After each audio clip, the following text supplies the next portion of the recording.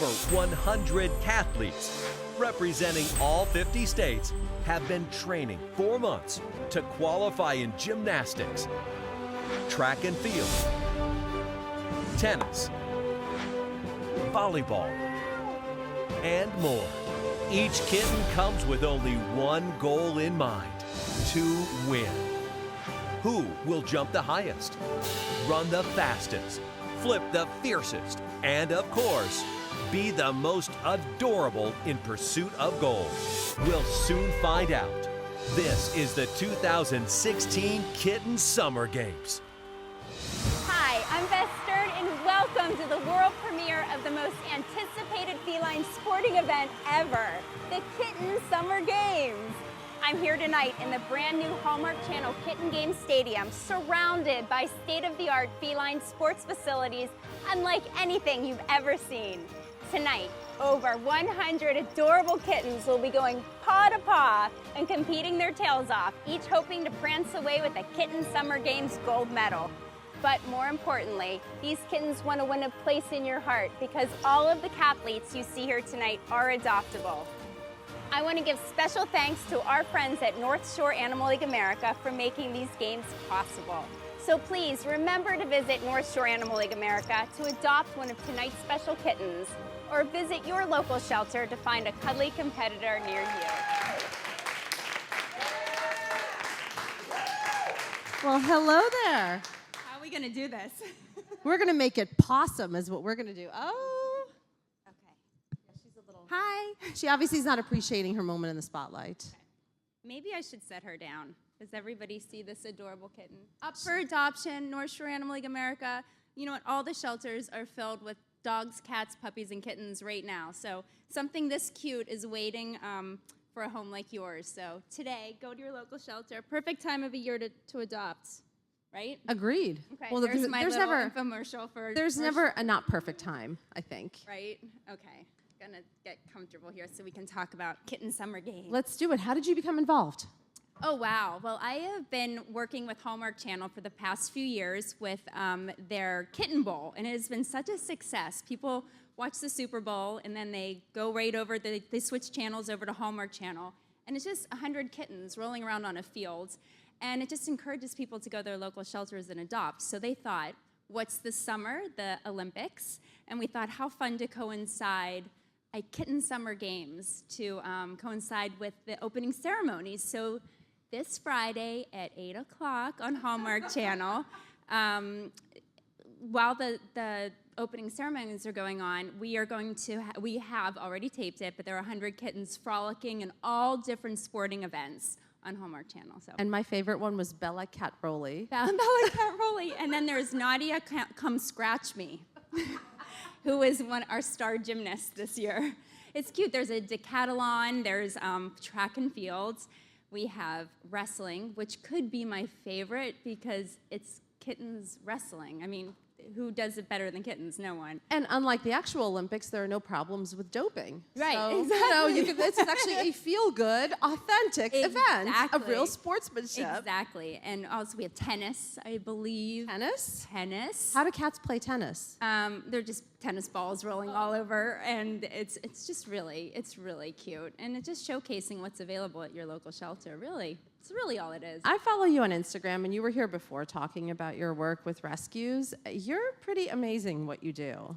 I don't know if it's amazing is the word. I just know that it's my life's calling, and I spend 24/7 nurturing animals and taking them, bring them into my home and finding them homes. And I do all my work with North Shore Animal League America, which is the largest no-kill rescue in the world.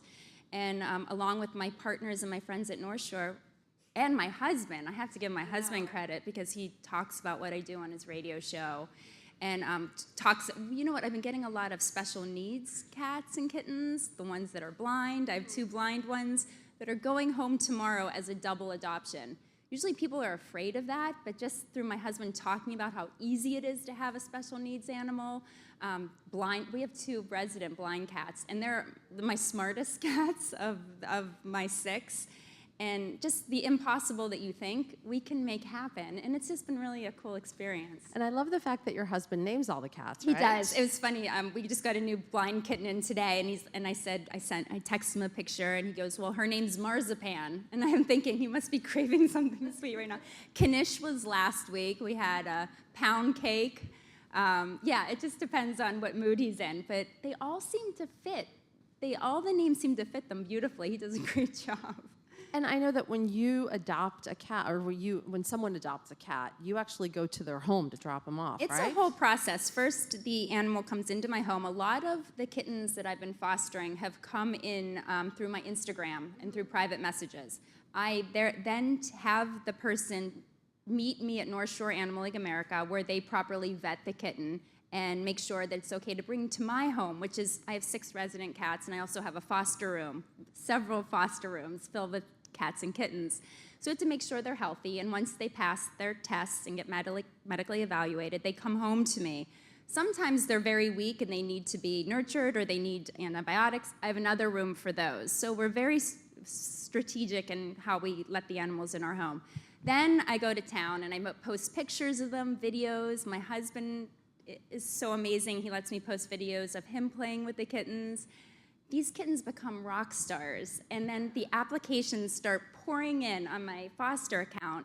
Then I forward all my favorite ones to my contact Cindy at North Shore Animal League, and we, bless you, and we have our favorites, and then we call the people. And it's not just, hey, you liked Jelly Bean, you get Jelly Bean. It's a very extensive screening process, and you need to give us references. We Google map their homes. We want to know where they live. And getting back to what you originally said, I personally deliver each cat and kitten to their forever families. And it makes me feel good. I mean, I've gotten so attached to them over these weeks and sometimes months that it just makes me feel good to know where they're going to be living forever. How do you give them up? I would wind up living with like 5,000 cats. Well, I would have close to 300 cats right now if I kept every single one of them, because I fostered almost 300 over the past couple of years. It's so hard. I cry every time, but also once I hand off a cat or kitten, I go right away and pick up more. So my energy is diverted and like straight to the next one who needs me. And I have to say, I read your husband's story in the Times, and yeah, wasn't that nice? It was such a nice story, and I love how he attributes, and the writer attributes so much of his kind of zenness now to the fact that he's with you and the animals in his life. I was so flattered by that comment, but I think anybody who really knows my husband and who has been listening and really feel that they're big fans of his already know that he's an animal lover, a wonderful guy, an amazing interviewer. Yeah, I came into his life 16 years ago. I don't think I've changed him. I think maybe now I'm bringing more awareness to his compassion for animals, because I'm talking a lot about what I do, and he's my partner in this whole journey what I'm doing. So he's right there next to me. Now, in terms of the Kitten Summer Games and the Kitten Bowl, after something like that airs, are you just inundated with thousands upon thousands of applications? I get a lot more Instagram followers, which is wonderful because it just raises more awareness. And yeah, I do. But also, a lot of the shelters are letting us know that once one of these specials air, that their adoption numbers go up. And I think the bottom line, that's what this is all about. And how do you vet people?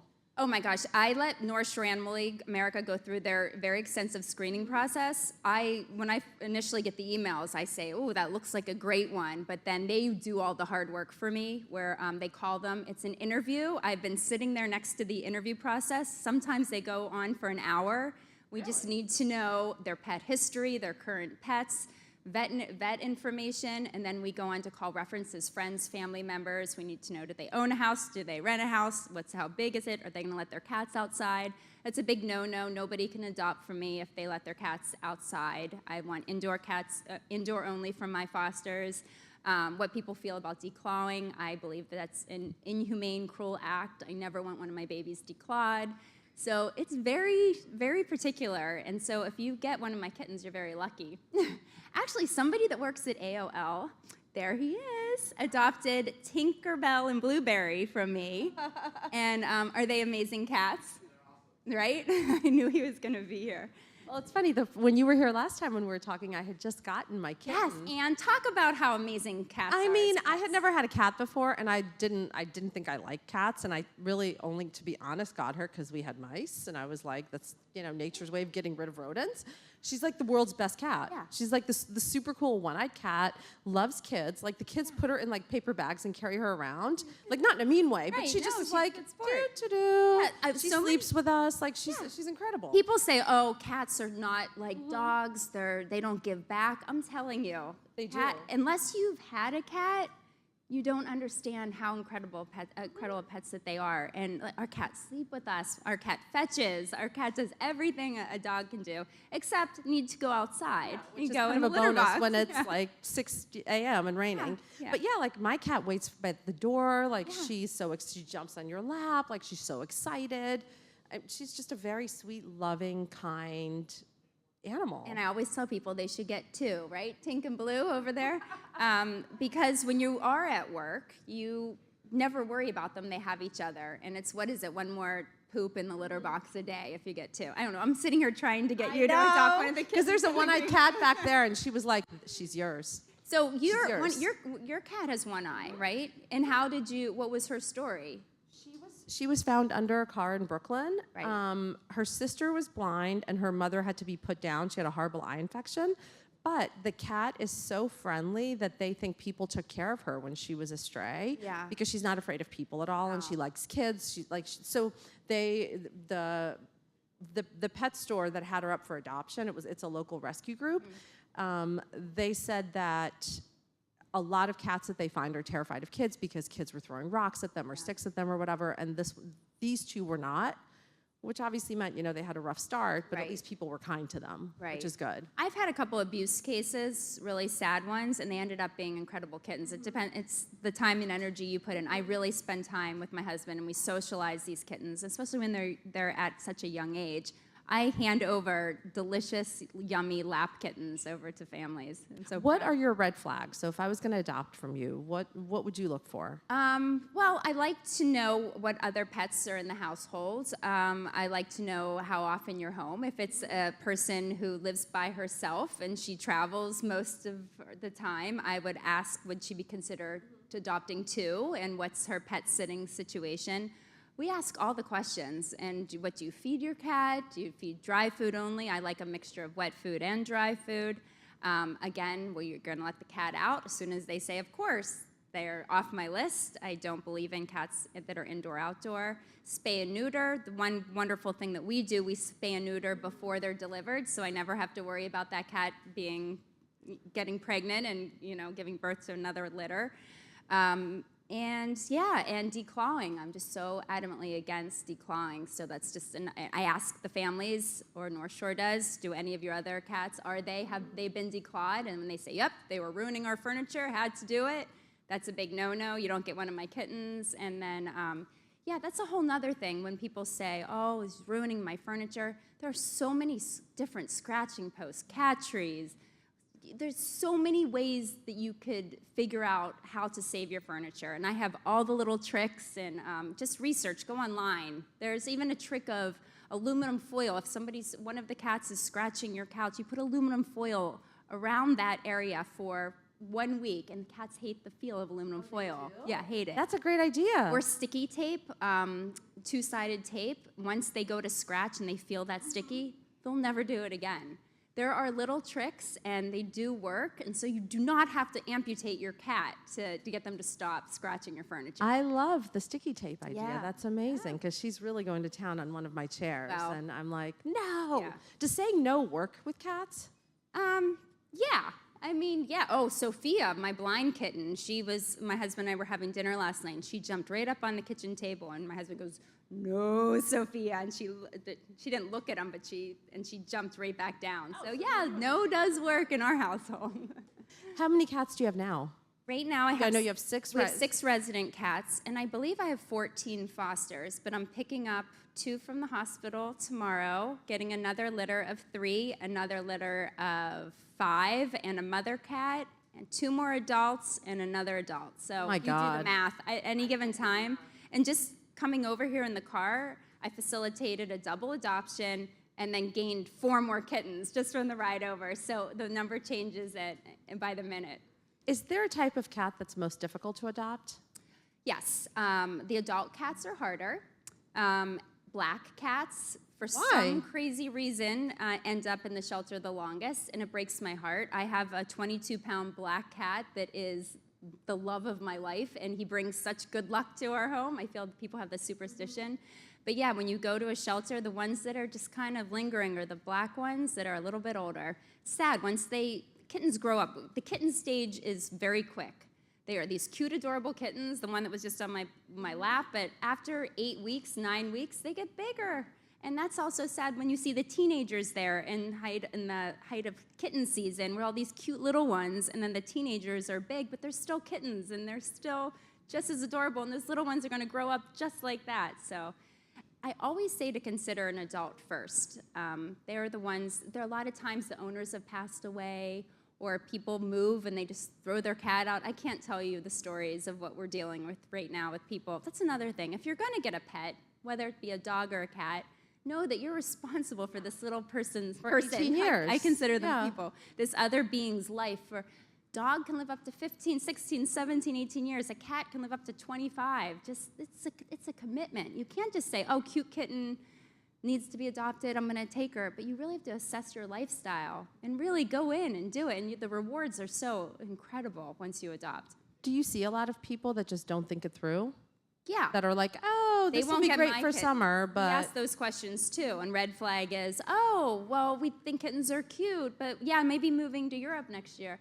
I have an adult foster now. She was, as a kitten, somebody got her, and she's 13 years old. The family had to move to a different country last week, so I have a 13-year-old Persian cat in my home who... I don't know how many years left she has, and I know she needs she needs some dental work, she needs some things.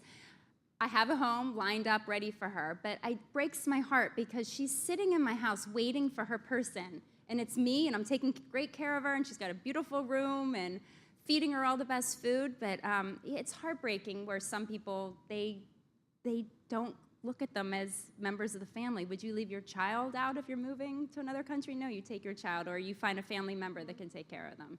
I feel there's always options. You don't need to just throw them out. And do cats attach to one person? Is that true? No, definitely not. No. I mean, of our 6 resident cats, Walter's my husband's cat, we say, but Walter loves me the same, but I pretend that he loves him more. Mm-hmm. Great. I just ruined that. Hi, Howard. No, sometimes, but that's definitely not. What do you think is the biggest myth about rescue cats? People always say, oh, cats are so independent. Oh, rescue cats in general, or they've probably been through whatever issues. They probably have issues if they need to be adopted. That's not the case at all. Again, there's so many cats that end up in shelters where the owners have passed away. They're just perfect animals just waiting for love again. And what's so sad is they end up in cages where when they've lived their whole lives and sleeping in bed with their human, it breaks my heart, really does. Well, when Cesar Millan was here, he said there's no such thing as a bad animal. It's the human. Bad human. It's always the human. Yeah. What do you hope to accomplish with this? Well, I hope that people will tune in and just get inspired to adopt, or really when they're sitting there with their kids and they see these kittens frolicking in these silly games, to think, wow, could we have that in our lives? Could we be great pet owners? And you know what? Whether it be a cat, kitten, dog, or puppy, go to your local shelter, open up the conversation, volunteer at a local shelter, just seeing these animals that need homes. It's just awareness. Are you guys going to get another dog? Oh, yeah, for sure. Right now, I'm really focusing still on cats. I feel they need so much help. There's so many cats in shelters, so many that are being euthanized, that not that dogs they don't need help too, but we are such dog people, and I work with North Shore Animal League, so we're busy saving dogs as well. But yes, I do see a dog in our future, just not right now.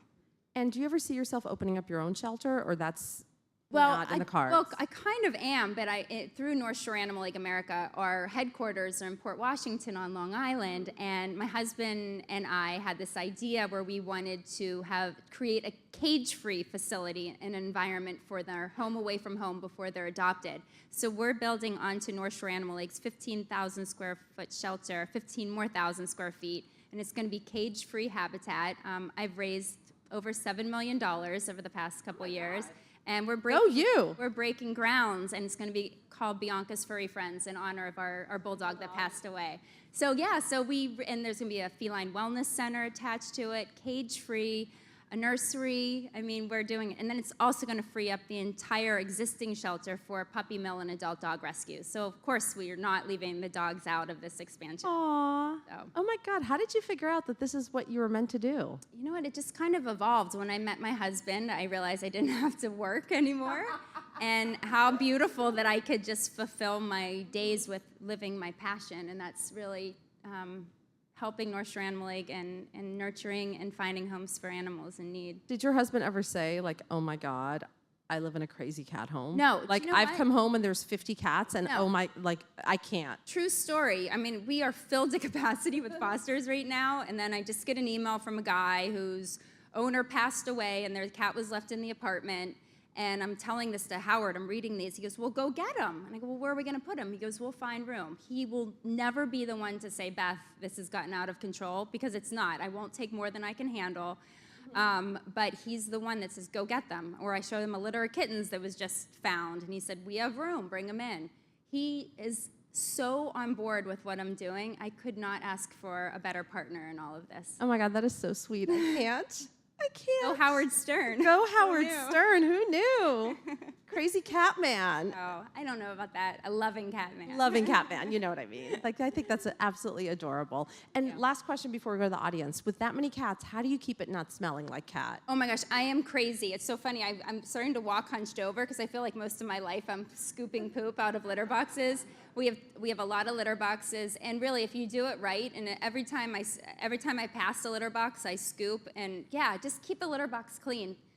We had guests come spend time in our home, and if you really look closely, there are cats all around. Nobody smells it, and people who are allergic to cats come to my home, and they don't even react because I keep it so clean, and that's really important anyhow. Whether you have a cat or a dog, is just keeping your... And cats are such clean animals. That's one thing I've learned about mine. So clean. So clean. I mean, I don't like cats on the kitchen table, and we say, no, Sophia, and she jumps down. But other than that, I have no worry about our cat jumping on our bed, or they're part of the family, and they are so clean. It's amazing how they don't stink. Like, it's, They it's don't. crazy. They just don't. Yeah. Nuts. Anyway, audience questions, please. Hi, I have a question. Well, I have kind of two questions. How do you find a cat that is missing? Like, if you lost your cat, or if you open a door and they That's a really out? good question. Like, Ooh, I if the had cat that same gets out- problem because my cat got out. The first thing that I would tell you to do, my advice would be to call all the veterinarians, the vet clinics in your area, and to ask if anybody brought in a lost cat. I would take a picture of your cat and photocopy and hang them all over the neighborhood, and I would call every rescue in your vicinity, because what they have, when somebody finds an animal and they go to a rescue, there's what they call a stray hold. Well, they have to hold the animal for a certain amount of time in case a family member lost their cat. So veterinarians all over, local rescues, and then picture, hang them up with your contact number, and a reward is always nice too, because I think people start looking for a lost cat if they see $500 reward. And the thing that surprised me when our cat got out is because she's an indoor cat, she went one door down. She was terrified. Yeah, that's the thing. When people indoor cats end up missing, they're usually really close to home. It's just a matter of how you get them. And there are those tricks as well, where you put a can of tuna, or you take your sweater, your sweatshirt, put it out by the front door, call, don't give up. Just don't give up. Wait, do you want to hear my little funny story? Please. So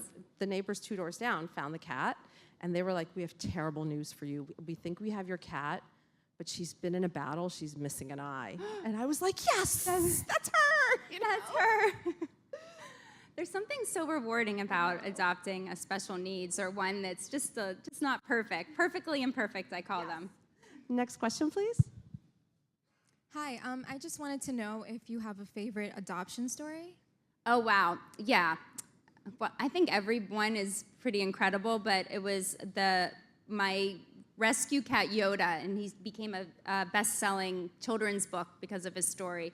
But he was brought to North Shore Animal League, dumped by his owner. He was not taken care of at all. He was emaciated. He was sitting in the back of his cage, filthy. North Shore had to clean him up. I said, you know what? I'm going to take a guy that's been here at North Shore for a long time, and I'm going to foster him an adult and find him a home. He comes home with me. He's still really sad. It's like this sad Persian mess.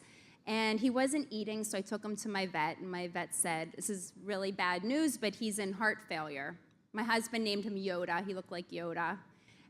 He said, Yoda's in heart failure, 3 to 6 months tops. So I took him to another vet. Same thing. He's dying.